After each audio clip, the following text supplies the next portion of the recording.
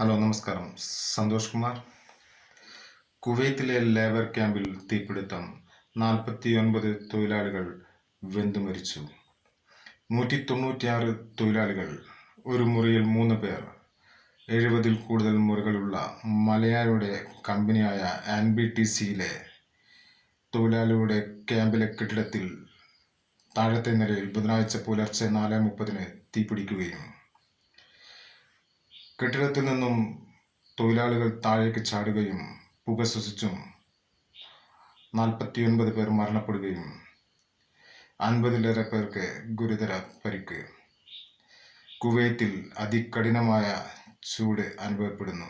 40 ഡിഗ്രിക്ക് മുകളിൽ. രാവിലെ മരിച്ചവരിൽ കൂടുതൽ ഇന്ത്യക്കാരിൽ 11 മലയാളികൾ. 7 പേരുടെ മൃതദേഹം തിരിച്ചറിയുകയും പത്തനംതിട്ട, കോട്ടയം, കൊല്ലം സ്വദേശികൾ.